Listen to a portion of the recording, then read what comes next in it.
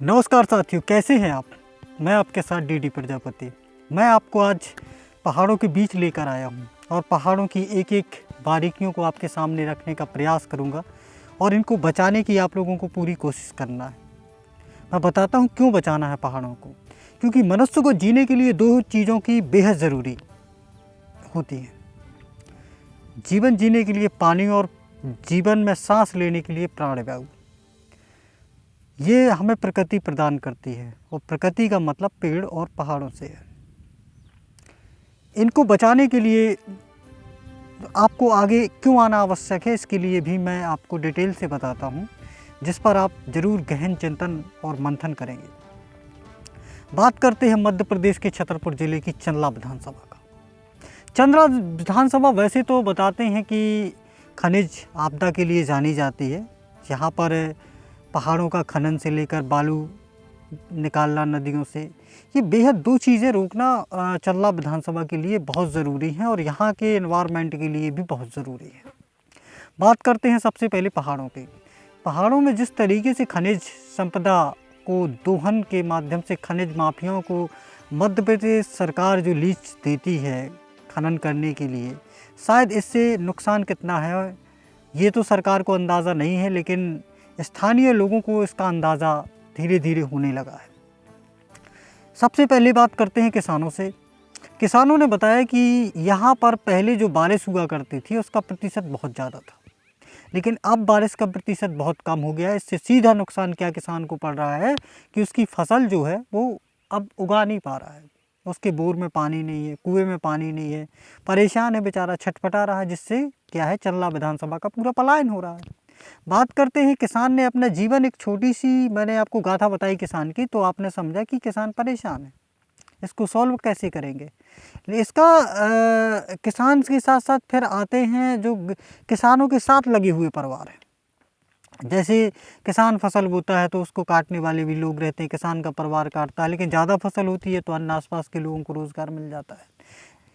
और वो लेकिन चंदला विधानसभा में जब किसान की फसल नहीं बोती है तो किसान भी पलायन करते हैं और वहाँ बाकी जो लोग हैं वो भी पलायन करके बाहर चले जाते हैं और अन्य राज्यों में अपना भरण पोषण कर जीवन यापन करते हैं, जिससे क्या है कि दैनिक दिनचर्या शायद उनकी बेहद कमज़ोर रहती है और उनका जीवन भी शायद इसी कमजोरी में व्यतीत हो जाता है। ये बात किसान की है और प्रकृति की है। और प्रकृति का मूवमेंट जिस तरीके से खनिज माफियाओं ने नष्ट करने का प्रयास किया है, इस पर गहन अध्ययन करना आपको बेहद ज़रूरी है।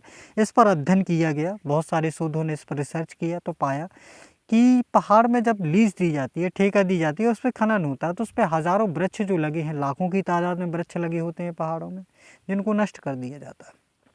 इनका सीधा असर प्रकृति पर पड़ता है और प्रकृति पर पड़ने से यहाँ पर बारिश बहुत कम होती है।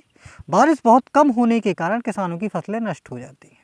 अब नतीजा ये है कि किसान की फसल अगर नष्ट होती है तो गल्ले का रेट, जो अनाज दाना उसका रेट, जो गल्ला रहता है, अनाज दाना पानी जिससे चलता है, उस बहुत समझ सकते हैं आप कैसे उगा पाएगा वो और उसकी क्या स्थिति है। उसके बोर में पानी नहीं है, पानी कम, बारिश पेड़ पौधों की वजह से। भाई बारिश का सीधा सीधा मतलब यही है कि अगर प्रकृति नष्ट हो रही है तो बारिश ही कम होगी और मनुष्य में भी क्या प्रभाव पड़ेंगे, ऑक्सीजन की कमी और पानी की कमी, जिससे उनको भी कहीं ना कहीं पलायन करना पड़ेगा। तो चंदला विधानसभा में पलायन का मेन रीज़न है पहाड़ों का खनन, ठीक है, और यहाँ पर पानी बेहद कम। दूसरी चीज़ और एक चीज़ यहाँ पर है कि जिस तरीके से खनन करवाने के लिए सरकारें फैसला लेती हैं तो इसमें कहीं ना कहीं इसका पॉजिटिव और नेगेटिव दोनों पक्ष को रखना चाहिए। प्रकृति से छेड़छाड़ आखिर क्यों सरकार करती है, सरकार की मंशा क्या है। भाई पेड़ लगाए जाते हैं, सरकार बड़ा बड़ा एडवर्टाइजमेंट करती है कि पेड़ लगाए जाते हैं, पेड़ों की रक्षा करना चाहिए, उनमें पानी डालना चाहिए, उनको एक पेड़ 100 पुत्र के बराबर होता है, लेकिन सरकार को ये समझ में नहीं आती कि पहाड़ों में ये लाखों पेड़ लगे, इनको क्यों कटवाने के लिए पीछे पड़ी हुई है। तो कहीं ना कहीं सरकार की मंशा तो है कि कुछ ना कुछ, या सरकार स्वयं चाहती है कि कहीं ना कहीं लोगों का हनन हो, लोग पलायन करें, भुखमरी में जाएं, जीना दूभर हो जाए। तो मैं तो आप लोगों से कहना चाहता हूँ कि प्रकृति को स्पष्ट रूप से बचाना हम सबकी जिम्मेवारी है, किसी एक की जिम्मेवारी नहीं, हम सबकी जिम्मेवारी है। इससे नुकसान क्या होते हैं वो भी मैं आपको बताता हूँ। इससे नुकसान ये होते हैं कि पेड़ का कटाई होगी और पहाड़ों का खनन होगा, जिससे बारिश कम होगी। बारिश कम होगी तो पानी नहीं रहेगा, पीने के पानी थोड़ा थोड़ा मिलेगा, लोग परेशान होंगे, छटपटाएंगे, स्वाभाविक सी बात है, लोग पलायन करेंगे। किसान की ज़मीन सूख जाएगी, बंजर हो जाएंगी, स्वाभाविक सी बात है, किसान पलायन कर जाएगा।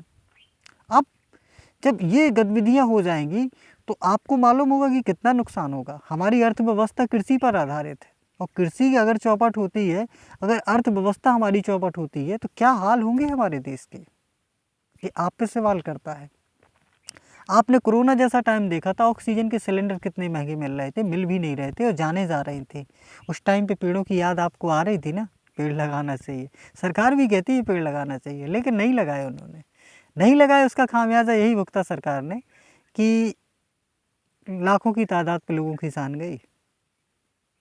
इसलिए मैं कहता हूँ कि पहाड़ों को बचाना बेहद ज़रूरी है। पहाड़ भी बचाइए, नदियाँ भी बचाइए, प्रकृति की रक्षा करिए और प्रकृति से बिल्कुल छेड़छाड़ मत करिए। ज़्यादा से ज़्यादा पेड़ लगाइए।